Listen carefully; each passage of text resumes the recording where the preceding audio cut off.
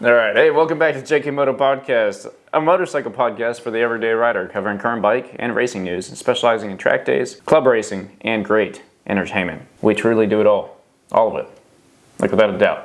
Most of it. You sit here so like, here we go. Anyway, we are brought to you this week by JKMoto Entertainment, which is your one-stop shop for your motorcycle track day and club racing questions and answers. Subscribe down on the YouTube channel. Also go follow us on Facebook and Instagram at JKMoto Entertainment. Send us some DMs if you ever have any questions, or if you are interested in being on the show. It's a great place to get a hold of me is on Instagram.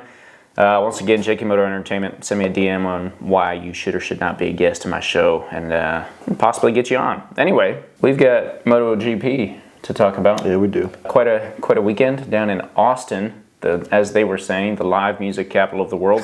Once again, this episode is not brought to you by Monster Energy, but if it was, I would say that this is a pretty good flavor. Some would argue the best, but easy. They are putting out some pretty good ones recently. Yeah, there's been a lot of stuff. I was at work and I saw this blue one, Blue Pacific something or other, and oh man, I almost stole it. I was hunting around trying to figure out whose it was because it was just sitting there. Finally found the guy. I was like, hey, is this yours? He's like, yeah. Dang it. But yeah, have yet to try that flavor. Got to figure it out. Anyway, we're getting sidetracked by Monster. Speaking of Monster Energy brought home a win this weekend. We'll leave it at that and get into the intro, and after the intro, we'll talk MotoGP. My first track day, I got the pictures back, and I was like, I'm never doing that again.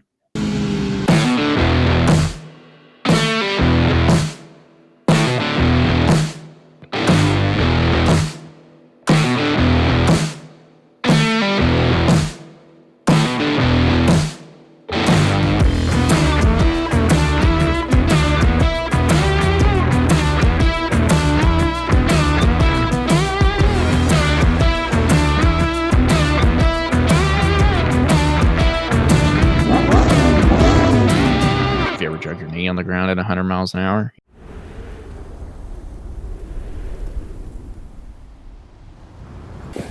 We're back. On that note, is that how we're going to bring us back now? That's how we're going to come back. Oh, man. All right, before we really get into the racing big time, we got to cover fantasy. How's your fantasy team doing? You know, it's doing a lot better, but I'm still last place because I got to make up all that ground for the first couple races. But I think my team did pretty good this week. Yeah, so I made some changes. My new and improved team. Okay, you also made changes? Yeah. Nice. I made some changes myself. I was hoping those changes would do a lot for me, and they didn't. And I am glad I didn't waste a boost this week. So I wish I used a boost this week.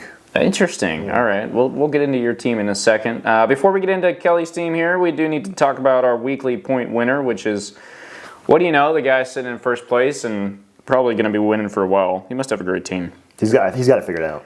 But he also actually tied with our second place guy, Camhead. So Shifty and Camhead both came in at 186 points for this past week's GP. Take a look at Shifty's team. He's got Marquez, Alex Marquez up for the gold, and then Furman Aldeguer and Ogura for the silver, with Ducati and Ducati Lenovo for the teams and manufacturers. So that kind of makes a lot of sense. Take a look down at Camhead's team, and yeah, it's exactly the same, which is why they got the same amount of points. That makes a lot of sense. So yeah, and then JKMoto, you're still hanging out in third place. I'm still pulling up fourth. We got a Sad Satellite down in fifth place, bringing in a pretty good amount of points, 160, and then a Kelly OJ all the way down in last place. Hey, someone's got to hold it down. Yep.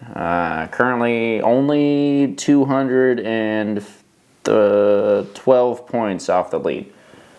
Just a little bit. Yeah. I'm starting to think that the manufacturers played a bigger role in the point total than I originally thought. I'm starting to kind of think that also. At the beginning, I was like, what money do I have left over? What manufacturers can I afford? But it should be thinking the other way around. Yeah, so I'm gonna make a rider swap, and I might make if I can, I'll make a team swap. I already made a constructor swap, which was a good choice that helped me out. I think you get 2 trades, so you gotta make sure that's what you want. I should be able to. It just depends on if I have the money or not. So I made both my trades already, so I'm locked in. Locked in already for the next one, and we are headed to. I guess I still need my phone up, and I apologize. We're going to be doing a lot of phone work here. I'm not sitting in front of the computer anymore. That's because we're out in the studio, which this is not the studio. Stable B? This is Stable B, baby. And just a quick plug. If you're not following the YouTube channel, if you're listening, go check out the YouTube channel, JKMoto Entertainment Fantasy. Sorry, I read fantasy for a second there. JKMoto Entertainment. Throw a subscribe when you get over there, but this is Stable B. This is where we hang out all the time on JKMoto Entertainment, and I will be doing a kind of stable tour / history lesson, we'll put it, coming up here soon. Just kind of pulling out all the bikes and going through the different bikes and why we have each bike. How many stables are we at? Stable A, Stable B? Technically, that's it. That's it? And then the rolling stable studio. Okay. Which is the bus. Yeah. I don't know. Stable B is, I don't know. The name just fit. And she'll be around the stage. She might change her look. Slap that on a t-shirt, Stable B. Yeah, there we go. But yeah, anyway, like I said, here in the next coming weeks, probably 1 or 2 weeks out, one of our Monday videos will be just a quick little tour down of all the different bikes that I have, when I got them, why I got them, where they're at, kind of a little history run for you guys. So, got a suggestion of doing that, and I like the suggestion, so we'll make it happen. But I was about to talk about when our next race is in MotoGP. I don't want to just jump ahead, but we are headed to Qatar in 2 weeks. So, usually the season opener in the past, and that'll be for round 4 this year, which is kind of different, but kind of cool. So, anyway, Circuit of the Americas. What a track. Yeah. And what a weird, so it's almost always round 3. It used to be Qatar and then Argentina and then Circuit of the Americas. Yeah, well, like this year, it was not that. What was it? Thailand, then Argentina, then Coda? Circuit of the Americas, yep. And now Qatar coming up. But yeah, you know, I was thinking about it because the story goes that Marquez is the king of the rodeo or whatever. I don't know, the cowboy, the guy. He does have. They did say that quite a few times this weekend. So, and he does have one of the most impressive records for racing in America, period. But looking back, it's been a while since he won a race in Coda. Like, it's been a hot minute. I'd argue that he was doing really good last year before he crashed out. Yeah, he was, but then he crashed out. I would argue he was doing really good this year. And you just gotta ignore that real quick. Just ignore it. We'll talk about that later. But you know, it's it sucks because since I've been watching MotoGP, 2019 was the first year I watched. Marc Marquez has not won in America since I've started watching. It's like 7 years now. 6. 6. This will be the 6th year. Yeah. So it's a little rough, like as a fan, to 2019, not 2018, yeah. To be, you know, watching your home track for your country, and you European guys that are like, well, what are you talking about? I have 6 tracks in my country. Anyway, must be nice. Yeah, but to have your guy and then to have him not win, but have them say the whole weekend that he's the king of the track. He's the king. He's got this amazing track record here.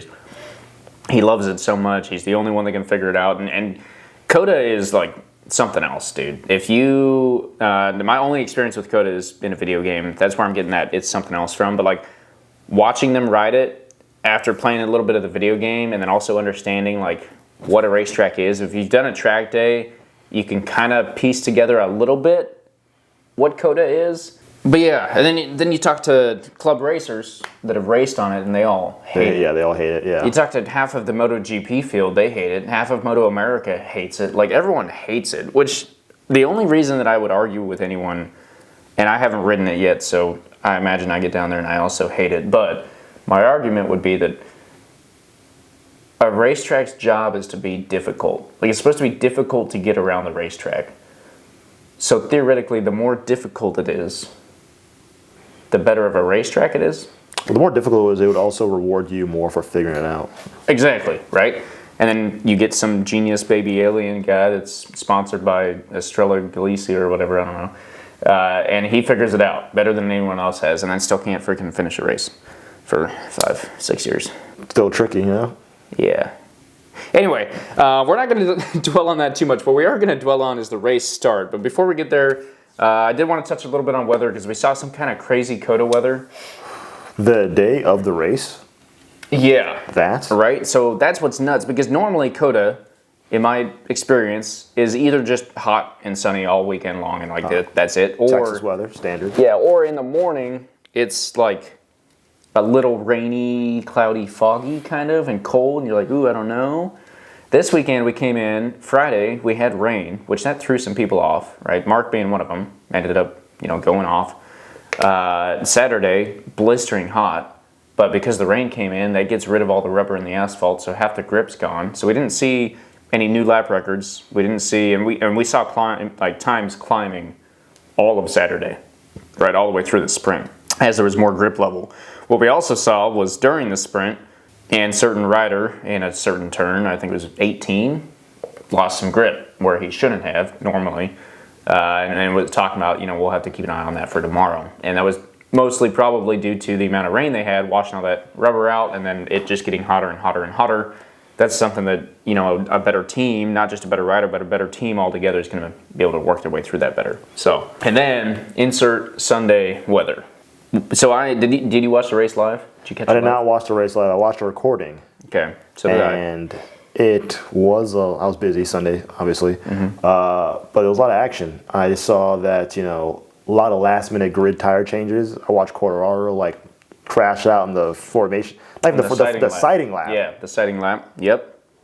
Then I watched that weird scramble between then they just switch bikes, and then everybody gridded up, and then there was another scramble at the last minute. Everybody most of the grid got off the grid after they saw Marquez and a few other choice people. It's like Marc went, Pecco was like, he got half the grid's like, we'll go. Yeah, it was red, blue. People sit on the grid who chose what we later realized was the right tire choice. Just sit on the grid delayed race start. What is this? Yeah. And there was no penalties or anything, no point deduction, no nothing for that.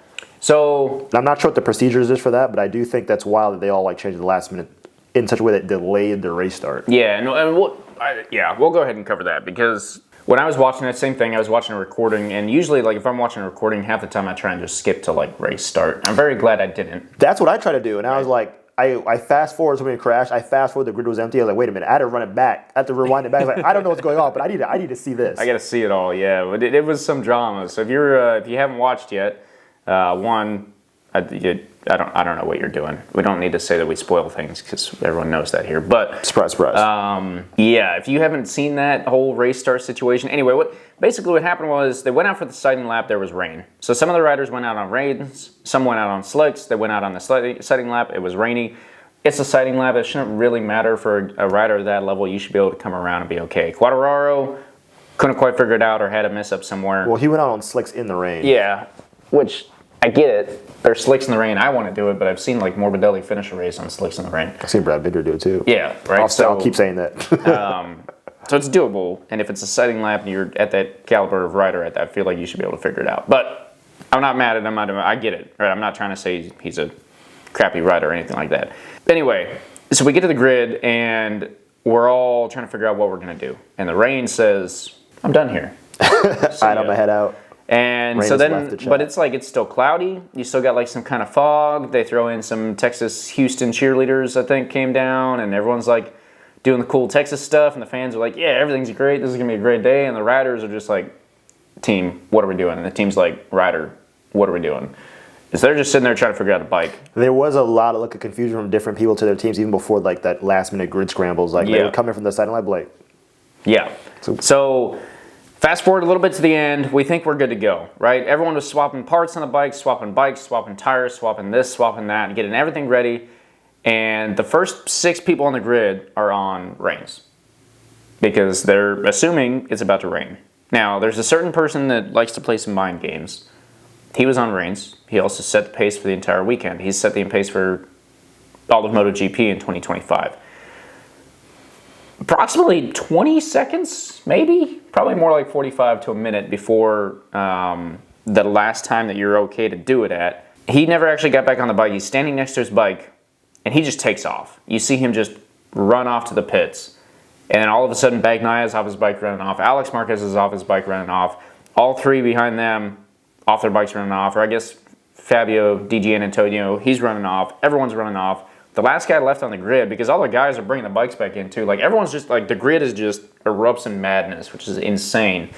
Last guy left on the grid is freaking Luca Marini, who would now be in first place, is what the commentators said. They hadn't done the warm-up lap yet. So if you have bike issues on the warm-up lap, but you can come back and finish the warm-up lap before the safety car, I believe you still start from your normal position or you start from the back of the grid.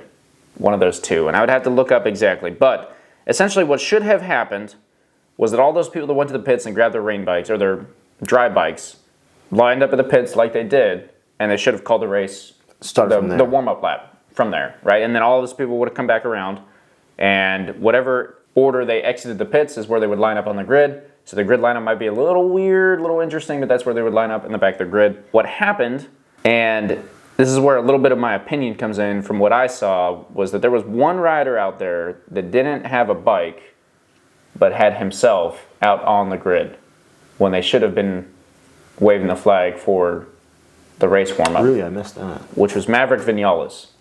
I remember them saying he didn't have a bike. Yeah. Yeah, so a bunch of people ran in, a bunch of people still staying out, and then they say, hey, Maverick doesn't even have a bike. And you see Maverick on the grid running around, no bike, and they're about to start a warm-up lap. That, I believe, is why the red flag was actually called. Because that is the point where it's like, okay, hey, this is unsafe. We can't do this. So they called a red flag. What happens then? Everyone gets another sighting lap. They come around. It's a quick little delayed start thing. We go down to 19 laps. We do another warm-up lap, race start, and we're off 19 laps instead of 20. So that's the story of the wild, freaking wet, dry rain start in COTA this year. It was insane. But yeah, in my opinion, I think it was, a lot of people are blaming Marc, right? They want Marc to be penalized. What he did is technically perfectly fine. If what he did is legal, it's legal. Yeah, it's perfectly legal. It's within the rules. All the other riders that followed him, they're all within the rules. I think even Maverick Vinales, technically, as long as he got off the grid right then and there, which he did, I think he technically. So did his team take his bike and he was still on the grid? Yeah. Wait for them to bring the new one out? Yeah. So okay. I think I didn't catch it. I don't know if he was like in the pits. I'll have to watch the replay. Or what, but he went out to the grid or was on the grid, and then you just see him like, where's my bike? What are we doing? There's no bike there. What are we doing? We don't know. Just crazy, because then he couldn't get his bike started for the actual race start, so he still had to pull off for the race start and then start from the pits anyway. And then, yeah, so terrible weekend for Maverick. Terrible weekend for KTM altogether. It's like karma. A good weekend last year, bad weekend this year. Net, no weekend. No weekend, just doesn't exist. No COTA weekend for Maverick. It was rough. KTM in general, a little rough. But anyway, that was the race start. I don't want to dwell on that too much, but that's kind of my take on it and what I saw and what I think the truth is. But should we go through the sprint? That was a hell of a sprint. I did enjoy the sprint. Enjoyed it a lot. Bagnaia, both Marquez's in the order that we've been seeing. Marquez, Bagnaia, 1, 2, 3. But the VR46 is for the 4-5. Mm-hmm. They had a really good weekend this weekend. They did. Both DG and Morbidelli. And Quartararo in 6th. DG and Antonio, dude. He cracked me up. He took that 3rd place on Sunday. That interview? I loved that interview. Yeah. I loved it. He's just spurting out F-bombs. Doesn't care. I'm super effing tired. I need to go drink 200 beers. I'm like, yeah, I'm gonna hell yeah, brother. I'm gonna go drink 150, maybe 200 beers in town, and DG is back. Yeah. DG is back. None of that first place hot dog talk. Let's do victory beers talk. That's where it's at. He had zero, that to me was I just get paid to race. That's it. See, I didn't think I'd get this far. Yeah, I'm just here to race, man. That was awesome. Yeah, but they did great. So the biggest part of the sprint, I came home and I watched that after work also. So I was watching the recording. Pecco surprised the crap out of me because all weekend in practice, and he's always kind of a slow burn, which I hate. I don't hate it, but it is got to be hard. We say slow burn, but I don't think so. He consistently displays really good results, and he brings the bike home. At least this year he has. Okay, Last year, slow burn being throughout the weekend. Okay. So FP1, he's lucky to be in the top 10. Okay. Practice, you're hoping he makes Q2, and then in Q2 finally he might qualify decent. And then in the race he's got even more pace. He slowly burns into the fastest. Which is got to be annoying if you're a Pecco fan. I'm not, so I don't have to worry about it too much. But it is kind of annoying even if you're not a fan, because you're Oh yeah, Pecco ain't got it this weekend. That's how I felt about watching Bastianini last year. Is like is there, and then oh no, late race, his pace is there. It's like ooh, Yeah. okay. Yeah, which we did see a little bit of that yesterday on Sunday. Put my fantasy team this year off that alone. There you go. It's not. I don't know. I'm worried about him. Worried about Bastianini, but yeah. So Pecco qualified in 6th. Not great, not bad, not great. So I just counted him off. I was like, Pecco's he's gonna be bad again. What is interesting and kind of exciting is that he had a great weekend. Yeah, he did. Because he came out one during the sprint, right off the start, and he was first coming out of the first corner. Right, so he had a great start. 6th is on the inside. I will say that like the start for Coda is weird and wild because you're barreling up a hill. First place starts on the outside, which is not a great place to be. You have to have like a good start because the inside line could easily get taken from you, which is exactly what happened to Marc. Also happened to Alex and all of them because, like I said, Pecco just came in and there he is on the inside. And But nice first place you got there. Be ashamed if someone stole it from you. Yeah. But then we head into turns 2, 3, 4, headed through that kind of sector, and that's you take them relatively straight line from what I'm told, from what you can kind of see there, which is such a weird, like, MotoGP bikes are so hard to compare to. This is what I'm used to. Standard street bike. I've also never ridden Coda. I'm not trying to say I'm an expert or anything like that. You guys all know that. Once again, this is the Average Motorcycle Rider podcast. That's the whole point. But there are points in a racetrack where you try and take the straightest line possible, right? So if you have multiple turns, apparently turns 2, 3, and 4 through Coda are kind of like that. But then you watch MotoGP, and they are literally like leaned all the way over, slamming that bike from one side to the other the whole way through there. So you're like, what do you mean straight line? Straight line through that? Like what? No, that's not.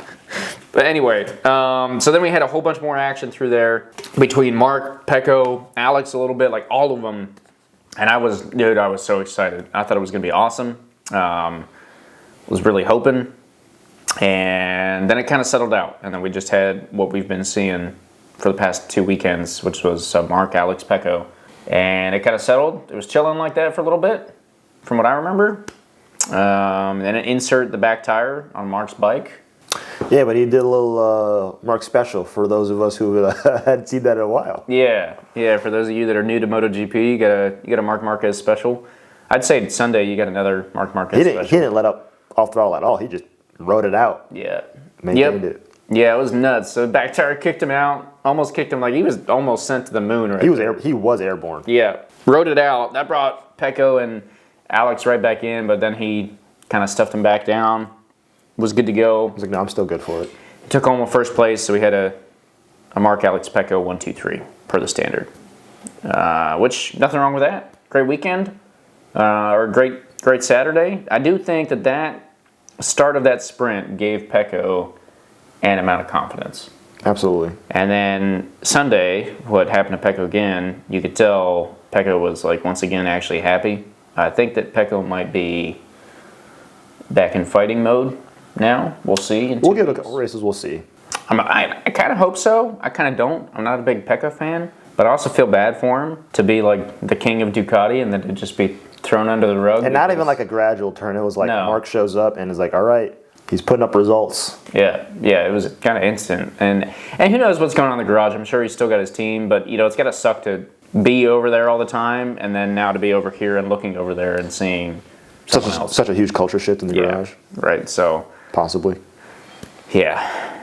I don't know. I mean, Davide Tardozzi and Gigi Dell'Igna. I always get that mixed up with DG and Antonio. Gigi Dell'Igna. They give everyone congratulations. Dell'Igna specifically is always looking at all of his bikes because he just cares about the bikes, supposedly. It's like, these are Ducatis in the grid. Yeah. I don't care the order. They're on the grid and then the podium. But it's got to be tough. It's got to be tough. And especially knowing, like, with all the stuff that came out last year when they were trying to decide if he was going to be on the Lenovo team or not. And Pecco's like, I'd rather not. And then they're like, well, we're gonna. And then you see all these videos of like Davide Tardozzi looking at Marc and calling him a specimen and all this other. Anyway, it's gonna be rough. Factual, because he is. Factual statement. Yeah, he is something else. But certified about that life. Yeah. He's really like that. Anyway, Let's see. Joan Mir, we got to knock him out. And I mean that almost quite literally because he crashed in the sprint and he crashed in the race. He did the thing. So, what's sad is that he was cooking for a possible top 5, at least top 10, because Luca Marini finished in 8th in the race, and in the sprint, I think he did pretty okay in the sprint. Yeah, 8th in the sprint as well. So, perfect. And then Zarco crashed out on Sunday also. He was very mad because he was cooking for a 6th place. Hondas have been doing really good this year. Compared to their previous year's performances? Hondas have been doing a lot better this year, yeah. Maybe that's the phrasing I should use. They've been doing, I wouldn't say really good. You know, from 2013 to 2019, minus 2014, they took the championship every year. That's fair. So for my limited MotoGP experience, I've seen Honda consistent backmarker, and now it's like Honda can fight for top 10, sometimes even up there or top 5. And it's well, and you know, it does go to show that there were some people that were saying that if Marc was on the Honda, current Marc on current Honda probably could have won a championship this year. Which I'm like, whatever. It's not even worth talking about in my head. I do think that Coda specifically, for some odd reason, agrees with Hondas pretty well. So we saw Alex Rins win back there. I think Coda is just one of those tracks that, like, we see some weird winners coming out. True. Like, Bastianini won, Rins won, Marquez has won there a lot. Vinales last year. And then Vinales, and now this year, Bagnaia won, which I think might be his first time winning there. But generally, it brings out some kind of like weird ones. Like if there was someone that's gonna win one race in the whole season that's not their home track, Coda will beat that track. Yeah, because Coda also will capitalize on mistakes, so like a bunch of weird crash outs keep happening here. Yeah, the hardest part, which they were bringing up all weekend for the Yamahas especially, is that freaking back straight, which is they just don't have the power compared to what Ducati's and I think the KTM's. Yeah. Well, and even the Aprilias, honestly, like Yamaha just doesn't have. Probably even the Hondas, like they just don't have it. And don't tell me that. That back straight, dude. That back straight is nuts. It's humbling. It is, I think, the fastest in MotoGP right now, if I remember right. Someone correct me if I'm wrong. You know, throw it down in the comments. I'm all about it. But yeah, then the VR46 guys taking up 3rd and 4th. DG, like we're kind of talking about his podium speech. I'd love to see it. Also, he had some really good late pace coming in, which was cool. Morbidelli, pretty good weekend. I think he's getting more and more confident, which is good. And then Jack Miller, surprisingly, was able to pull off a 5th place during the race. Actually, for the race, the sprint he was down in 14th, but for the race he was in. For the sprint, shout out to Ogura for getting that last point for the sprint. Yeah, well, I'm happy about that because he's in my fantasy team. Say. Yeah, he did pretty good. Yeah. Quartararo had a great day Saturday, a rough day Sunday, because he had that wreck Sunday morning, or not Sunday morning, but right before the race in the sighting lap. The sighting lap, yeah. That's gotta suck. Can you imagine like running back to the grid or trying to get your bike going so you can get a work like a not that bike? Not even that as much as just like you are a MotoGP racer. You are one of the top 22 people or whatever in the world. You've also won a world championship. That's one of like 7 people that are alive right now, I think, that have won a MotoGP World Championship. Maybe I'm making that number's completely made up, but not many. It is a people, larger number, right? Like, yeah, not many people can say that. And to wreck on a sighting lap, like you're not trying to get your tires warm. You're not. The whole point of a sighting lap is just to go see the track conditions. You could walk the bike. There's no like legal requirements for how long you have to do it. There's no. Yeah, but you're also trying to figure out like where do you have the grip? How much do you have? Yeah, but like not really. It's a sighting lap to see what the track conditions are because you're going to make your judgment on like, okay, what tires do I want? Do I want to make any last minute brake changes? Do I need to? I feel like anybody can make mistakes. I'm also very biased.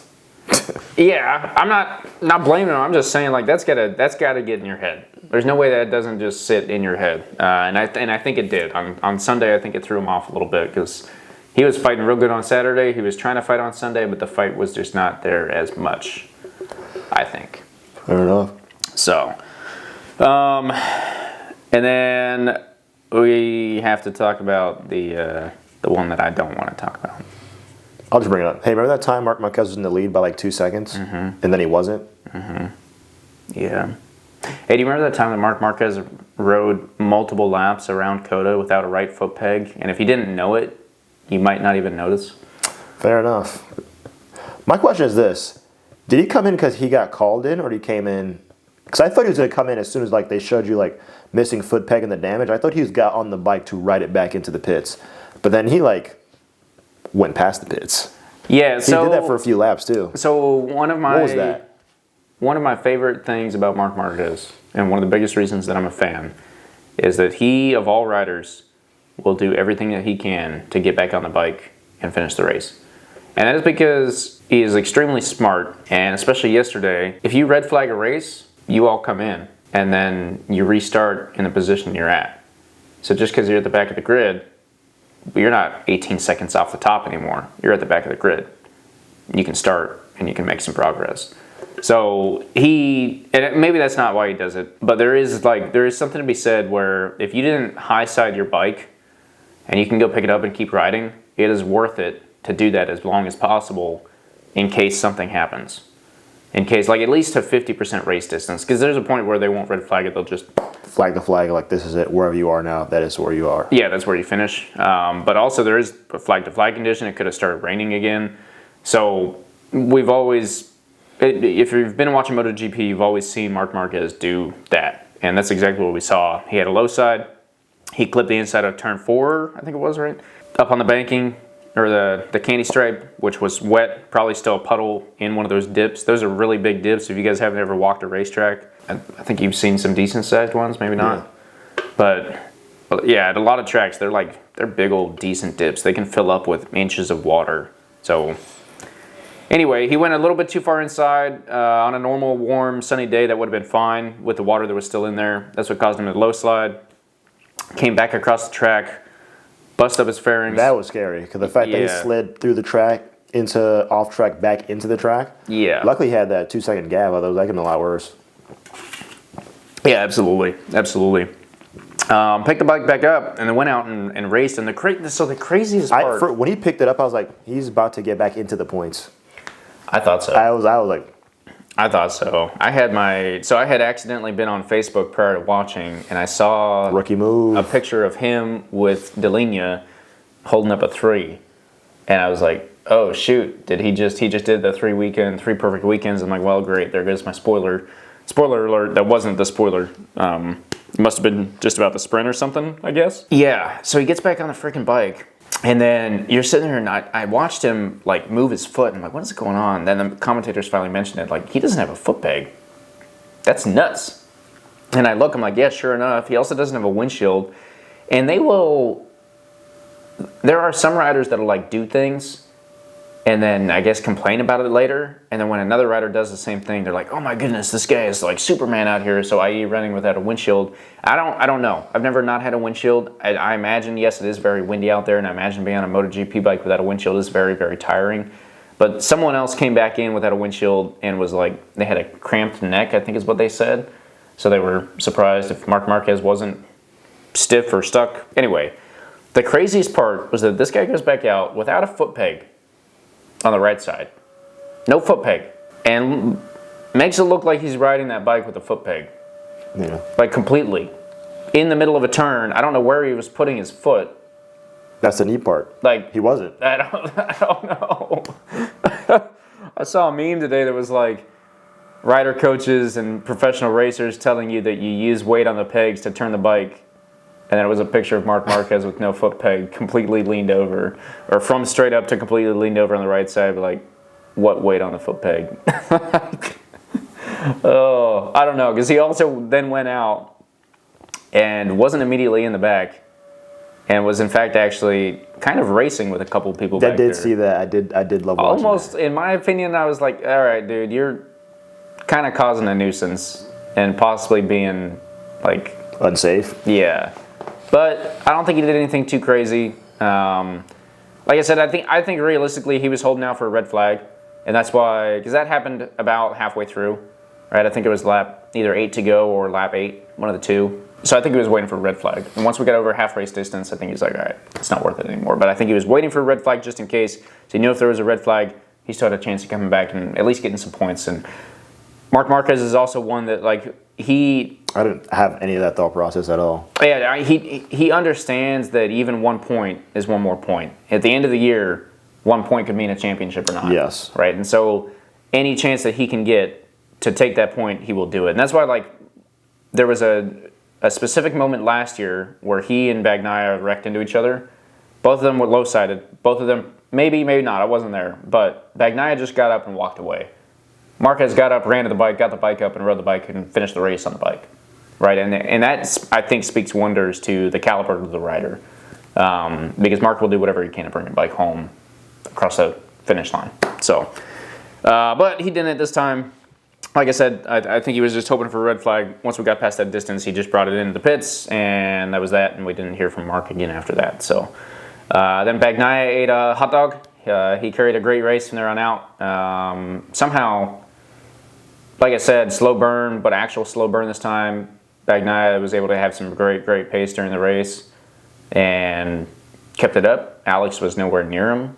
DG was almost maybe near Alex near the end there, and then Alex had a couple. I guess Alex was just kind of hanging out. It seemed like he responded back with a good lap.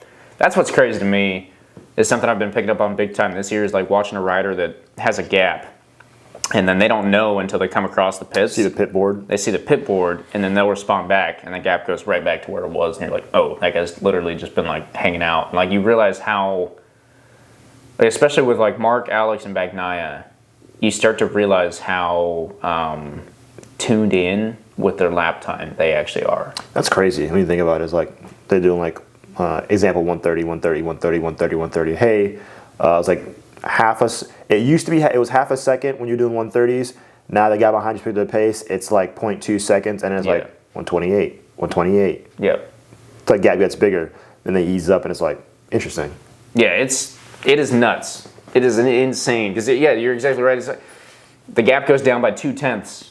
So they do the next lap 2 or 3 tenths faster. Yeah. And then the gap goes right back. And you're like, what? And then the gap stays there for a few, and then the other guy backs off. So you see the gap get bigger, and then you watch them come right back to where they were. I was like, we're talking tenths of a second. Like, how do you calculate that? Like, how do you know, like, if I brake at this marker, carry this much speed, I accelerate at this marker, I turn in, like, where are you finding your, like, how do you fine tune, like, hundredths and tenths of a second? The crazy part, I think, to me is that, like, it's all, so it's theoretically at that level it should be all about tire management, right? And then, like, I could go faster, but I got to save my tire for the whole race, I think.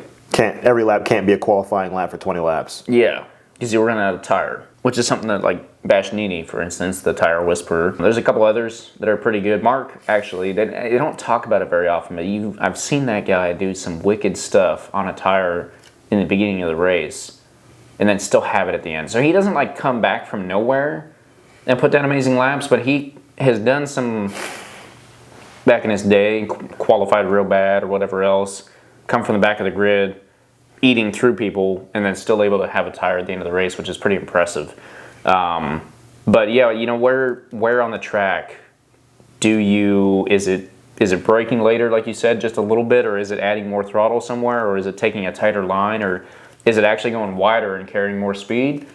I don't freaking know, but they know, and they know down to every tenth of a second. Yeah. It's crazy.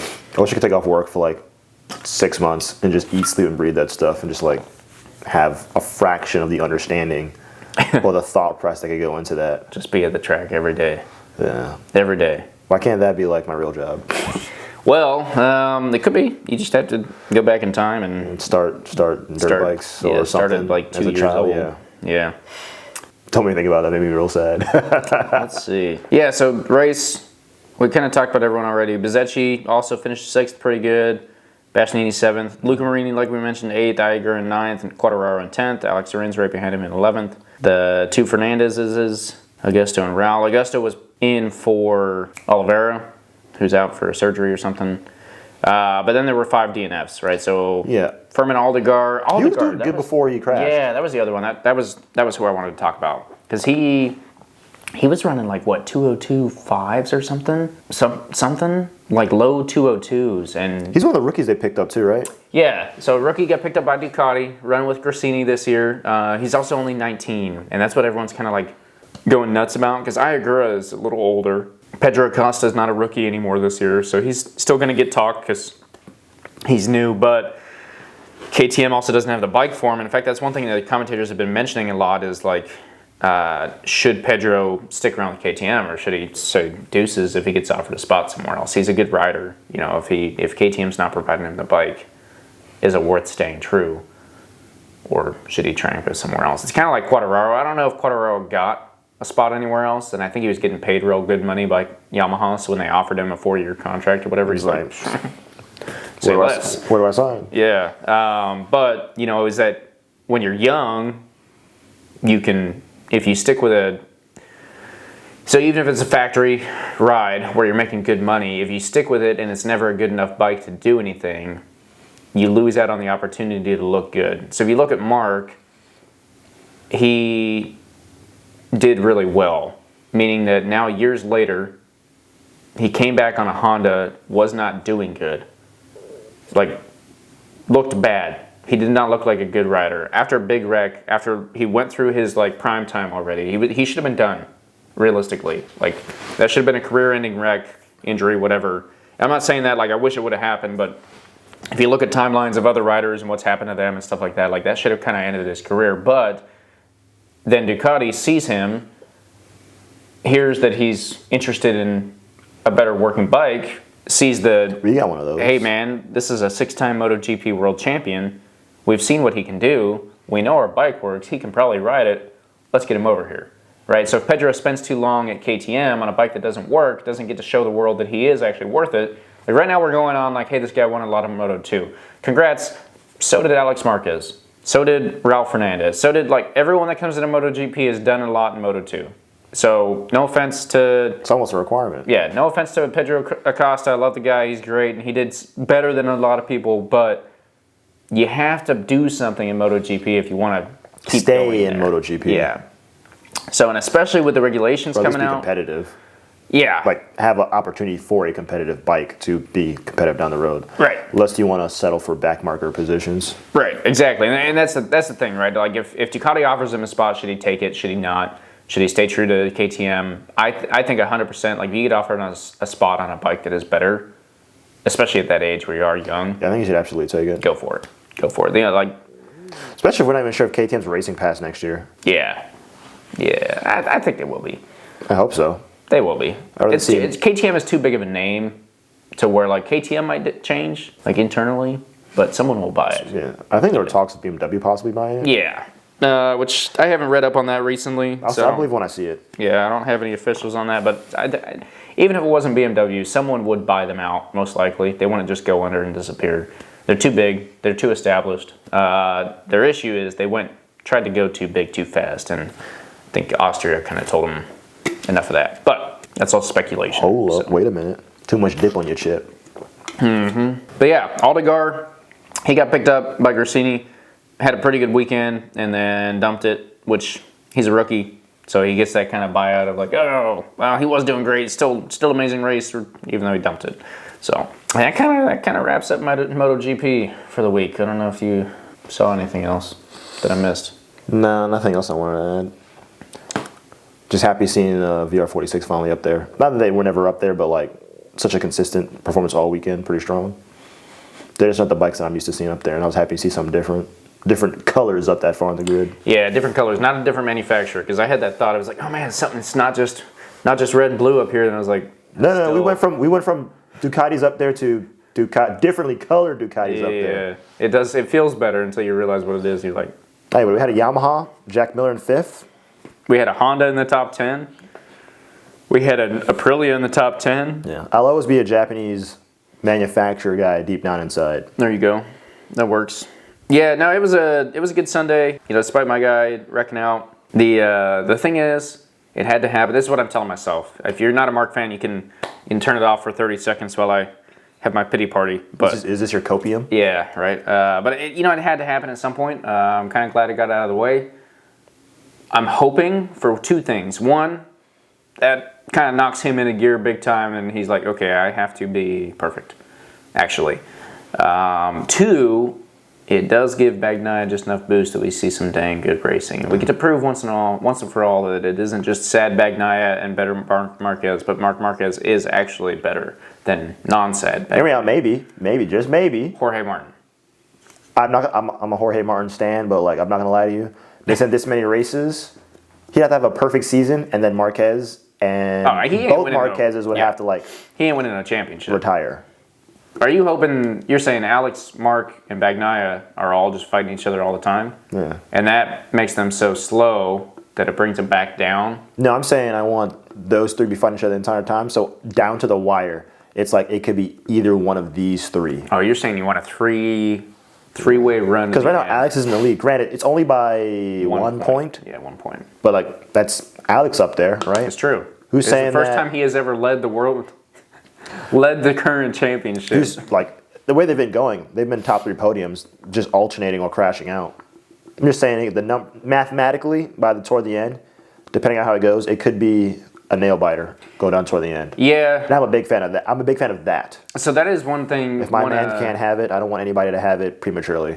That is one possibility that I have definitely been putting around in my head is the Joan Mir championship win for Alex Marquez. Where you just win off of pure consistency? Off of like, I can do seconds and thirds every time. Alex is like, yep, I'll just stick behind my brother because eventually Pecco's going to catch up and knock him out. And they're just going to knock each other out left and right. And if you tell any manufacturer, I can give you a rider and he'll get consistent seconds or third and he'll bring the bike home every single race, they'd sign him in an instant. Yeah, 100%. 100%. I would sign him in an instant. Yeah. I would sign myself up for that in an instant. Have you ever won a race? No. Why not? Because I took second in every single race. Okay. And at MotoGP, when you make mistakes, like that's not like you just go off the track. That could be like you go off the track low side and that bike's not rideable. It's not coming home. Yeah. A few people have picked it up and put it back in the points, but that like they're the exception, not the rule. Yeah. Yeah, absolutely. But stepping away from MotoGP, we got to talk about the JKMoto podcast team's first track day weekend thing of the year that I didn't go to. Yeah, I wish you were there. It'd be a lot cooler if you were. Yeah. But yeah.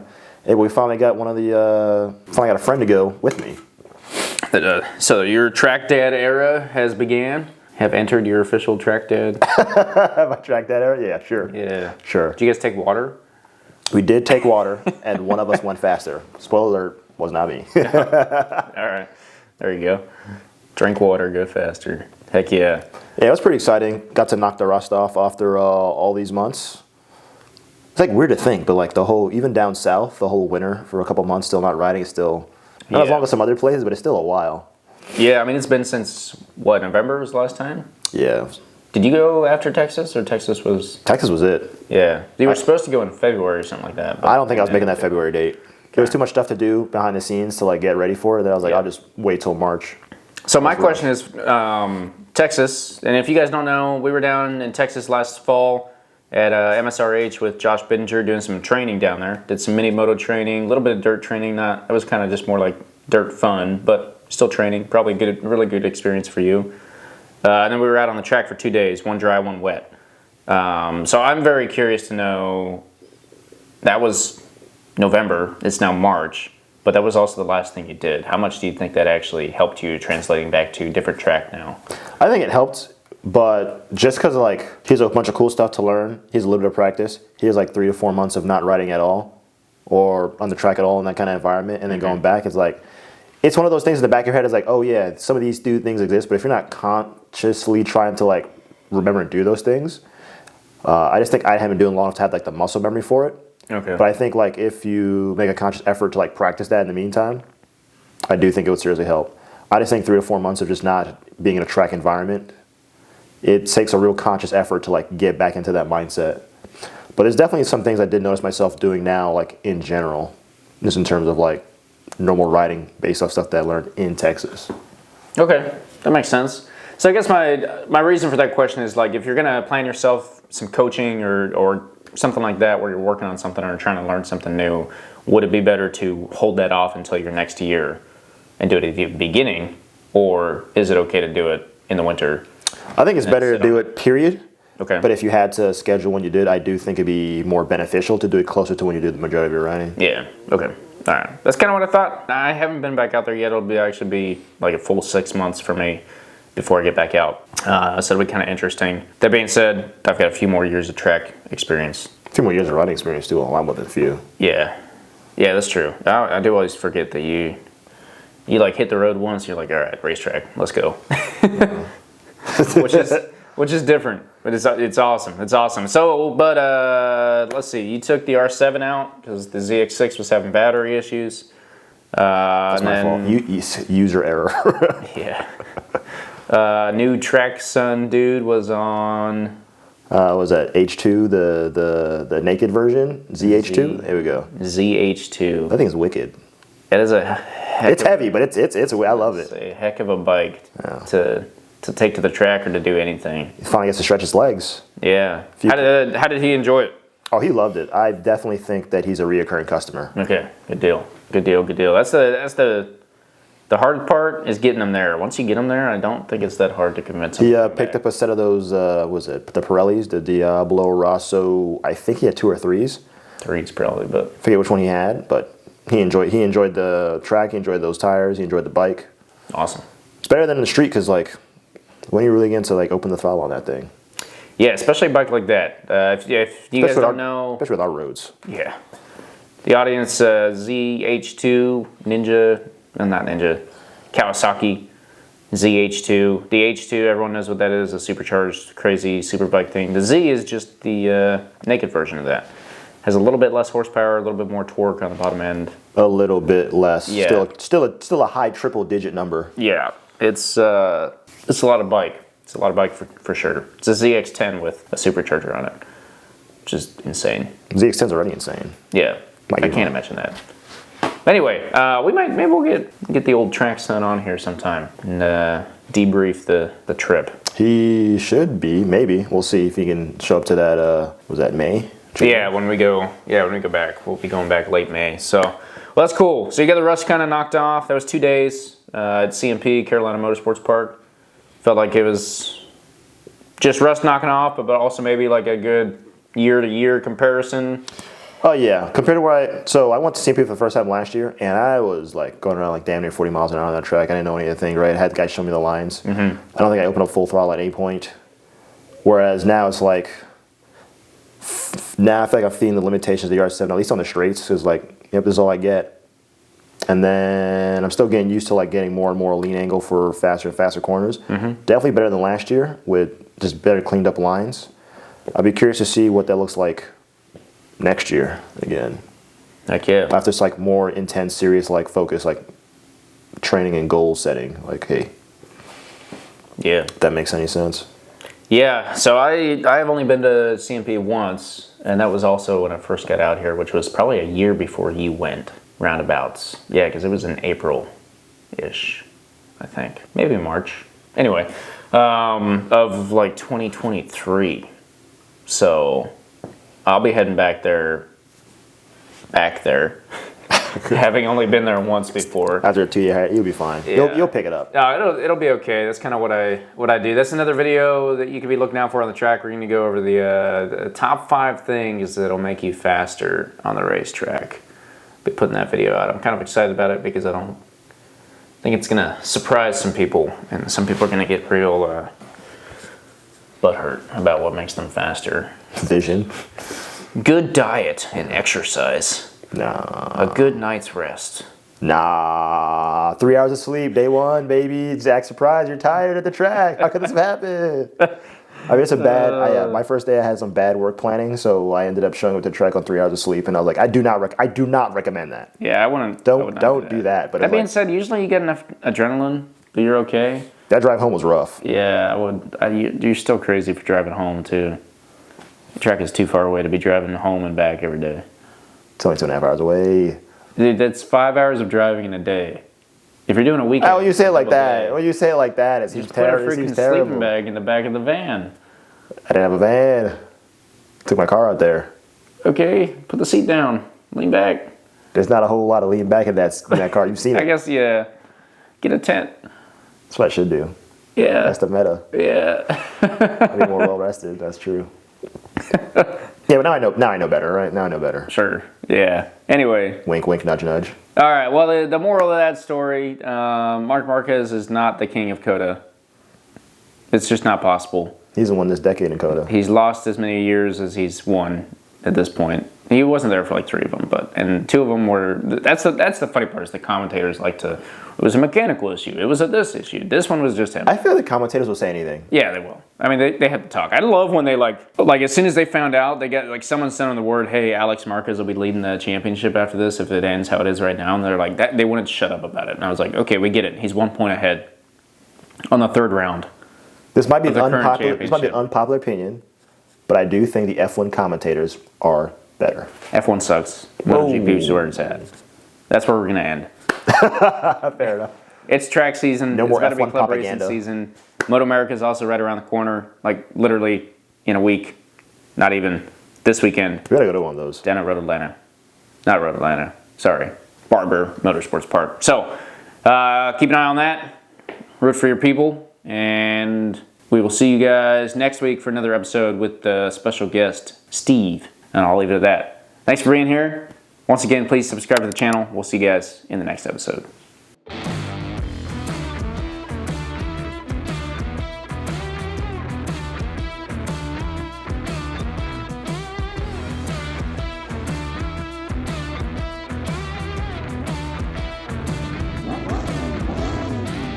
Have you ever drug your knee on the ground at 100 miles an hour?